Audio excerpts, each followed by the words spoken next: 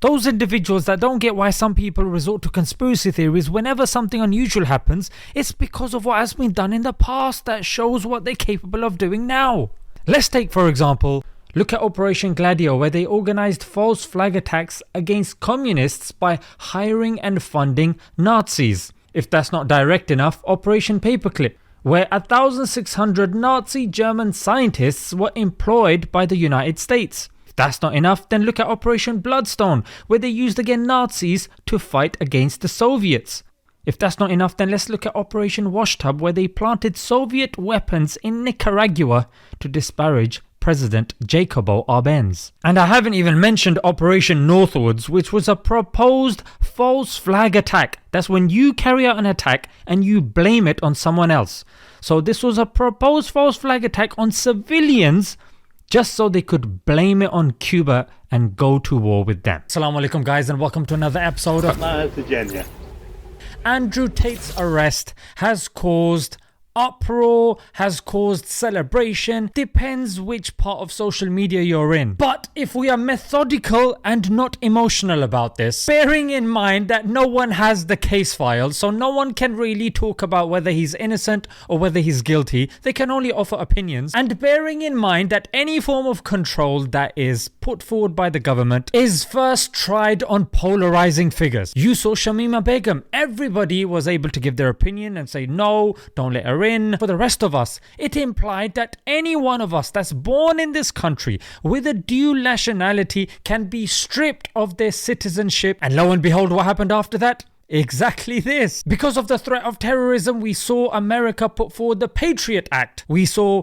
Prevent here in the UK, Schedule 7. So you could see all of these powers being introduced to control and curtail us. Now, how on earth is this useful? Is this going to be another conspiracy video? No, I'm going to link everything. Let me give a quick shout out to our sponsor, Sunnah Currency. Now, from the advent of Islam, gold and silver has been used by the Prophet ﷺ as money. With the first Islamic mint struck in the reign of Uthman under the edict set by Umar radiallahu anh, the gold dinar and silver dirham will always be part of the Islamic monetary system. Sunnah currency mints are meticulously designed and handcrafted into die molds. These designs are then struck onto our gold and silver mints under 50 to 100 tons of pressure, hand delivered to your doorstep worldwide. Click the link in the description to know more. Climate change is involved in this story. The T, I don't want to get flagged, is involved in this story, and of course we have our polarizing figure. And another thing that I wanted to say about Shamima Begum was that she was smuggled into Syria with the help of the Canadian Secret Service, and this individual was also responsible for smuggling another 140 people. And to who and to what? The ISIS. You know what I'm saying? And not to mention that they were majority British citizens. The Canadian Secret Service are linked with the United Kingdom, the United States, the New Zealand, Australian, they call the Five Eyes, yeah? So I guess what I'm trying to say is, let's not look at the figure here, let's look at the way the things have transpired, and let's also analyze what people are saying as well. Well, the first thing is women have come forward claiming that they have been approached by people to lie on the Tate brothers. And this is something that as Muslims we know as well has happened, where people have been hired by MI5 to spy on Muslims. The Canadian Secret Service that smuggled Shamima Begum into Syria was exactly this. He was somebody that wanted citizenship in Canada. The Canadians then approached him and then hired him. This is mentioned in the book Five Eyes by Richard Kerbaj. The second thing was Greta Thunberg, yeah? You had this back and forth going between Tate and Greta Thunberg. This issue has been used to hail her as some climate hero, and this has been used to elevate her. People that are looking into ways of control and coercion that governments are using, I've already mentioned a few. Another is climate. Just like viruses are, of course, bad, and curing them is good. But it's not as simple as bad and good, because on the one hand, you're going above and beyond to put a certain narrative across. For example, curing the virus is of course priority, but the way it's being done and with the lack of research and then presenting it as fact, that's wrong, of course. So it's the same with the climate. It's being exacerbated, just like the tea threat as well. All of these forms of control are exacerbated. So there's elements of truth. So when you question these things, you're seen as an idiot, a moron, like it's obvious, duh, global warming. Yeah, okay, but when you take it to the extent that it's being used to coerce you into staying at home, not being allowed to travel because of certain emissions or whatnot, that's what becomes an issue. And that's why even when Tate is arrested, the word tea is also used as well. Tea was used against polarizing figures, people that we know, we hate. Oh, the guy's got a hook hand. Oh, he's covering his eye. He looks weird. He's got a big beard. If you say something in schools, it's going to be used against people that disagree with other narratives as well. The other thing was the pizza box. They only found out that he's in the country because of a pizza box. Really? Are people actually believing this? Like, when you enter a country, they have their border control. They have the documentation that you have to process before entering that country. You cannot enter that country without the authorities knowing you are in the country, you're out the country. And to claim they found out from a pizza box is actually disrespectful to the Romanian government, I would say. To say that, no, they're not paying attention at the borders, but hey, Tate releases a video, yo. The other thing is, Romania is a country that has been used as a CIA black site. That's where they send people over to get them tortured because America can't do it themselves and other countries have lax laws on human rights and torture. So Romania has been one of those countries, and so has Poland. So this is to say that the country can be leveraged by, of course, the United States. And it's been mentioned in the news that the issue did reach the US Embassy and they got involved. So to assume United States foul play being involved here is not outlandish. And this is, of course, not to mention, look, we're not saying the guy is right, the guy is wrong. I've just stuck with the point that he's a polarizing figure. Yeah. Why is he a polarizing figure? He's spoken against taxes. He's spoken against multinational corporations like Nike and talked about them and how they avoid tax. He's talked about abuse, I can't mention certain words, of Balenciaga. Yeah, he's the one that kind of popularized it. He's talked against atheism, against pornography. He's talked about taking control of your family, being a strong man, masculine, looking after your dependents. Yes, there have been clips that have been taken out of context. I mean, you can take anyone's clips out of context. So again, it's not outlandish to assume that he has cheesed off some powerful people.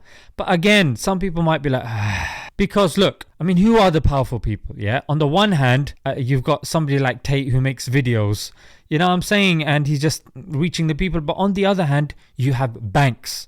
Yeah, you have people that actually have leverage. You've got like Epstein and Prince Andrew and stuff like that. Now, those sorts of people actually have power. I wouldn't say Tate has power to that level the way people are trying. Has he pissed off certain people? Yeah, of course he has. But the issue at hand here is that alongside this story, you've got another story of JP Morgan. Oh yes, one of the biggest banks that we know. And it's come in the news that these people have been seeking dismissals of lawsuits by Epstein's accusers, yeah? And it's not just JP Morgan, it's Deutsche Bank as well. So these are like major institutions that are trying to just clear away the whole Epstein thing as well, which is nuts. This should be, if you really care about abuse and trafficking and stuff like that, like, I'm sorry, you should be saying this hand to hand with what's going on, hand to hand. But you know what it is? Because Tate's a polarizing figure, people are going to jump on this. People are going to say, yes, good. They're not going to look at what's taking place and what this could mean for the rest of us. No. He's there for 30 days. Oh, no problem. Why is the word terrorism being used? Why is it that after he's converted to Islam? Why is it that when it took place, his arrest, look at the pictures that are there. It's like the media was present, and look at the way it's been photographed. The way he's sitting in the car, he's in the middle. That's enough for the photographer to go there and get a picture. Who does that? Are you ever seated in the middle? And again, if we talk about abuse, on the one hand, you've got people that go against the establishment. Like you've got Julian Assange, yeah? He had a website called WikiLeaks in which he platformed leaks that were done that made governments like the United States look really bad. So lo and behold, a woman came forward and said, yep, I've been abused by him as well. Same that we're seeing with Tate. But on the other hand, we saw Balenciaga, the famous brand. What happened with them? And their BDSM dolls? Nothing really. What's going to happen to JP Morgan? No, people aren't even going to talk about it. What's happened to Epstein's list of clients? Nothing. Yeah. What happened to Prince Andrew? The guy's still walking around like happy days. So I just wanted to mention some of these things, and for us not to get carried away in the media frenzy. Now also on the other extreme, you've got people that are saying, yeah, no, he's definitely not done anything. You know, I know the guy. Look, that you can't say that either. Like, just because you know the guy doesn't mean that you know everything that he does. Like, that doesn't make sense either. Another thing is, he said it would happen. Therefore he predicted it. No, I mean, if you're talking about certain issues, you know at the back of your head that, look, it's only a matter of time till these people wisen up and realize how much money they're losing, and they send somebody around or they make a few phone calls and then Bob's your uncle, mate. It's been happening since day dot. And the other thing that I wanted to mention was the hand sign as well. Some people are saying, what could it mean? Is he part of them or is he this? No, his father used to do it. His father was a grandmaster in chess or something, and he looks up to his father and he does that. Even if you do go into the symbolism of this, it's a mudra for power. Yeah, it's one of these yogic signs or whatever. And yeah, those people that are saying, yeah, so what if you speak against power? It's freedom of speech. You can do what you want. No. Don't say stuff like this because it's nonsense. Yeah, Edward Snowden blew the whistle on the NSA in the US. Issues happened for that guy. You know what I'm saying? He is now in Russia. If he goes back to the US, he's finished. Yeah, look at Gary Webb. Look at, again, Julian Assange. Yeah, look at Catherine Gunn. Look at Daniel Ellsberg. All of these people went against the government. Yeah, went against the powers. You had even democratically elected leaders that went against certain corporations, like Mohammad Mossadegh. Yeah, he was a democratically elected leader of Iran, but he was overthrown by the UK and US because he went against BP. He wanted to nationalize the oil. Yeah, it's the same. It was another corporation that Allende of Chile pissed off. Yeah, Lumumba of Congo pissed off the wrong people as well. They were democratically elected, but they peed off the wrong people and then they got knocked off. So people that believe in conspiracies and stuff like that, it comes from a logical place. Yeah, and especially if you're not white. It's been happening to us from day dot, you know what I mean? So before people start making you out to be some nut job, no, you know what? It actually makes sense. I can see where you're coming from, but I would err on the side of caution as well, not to go on either extremes. They say the truth lies between both extremes. Let's leave it there, guys. Until next time, Assalamu alaikum.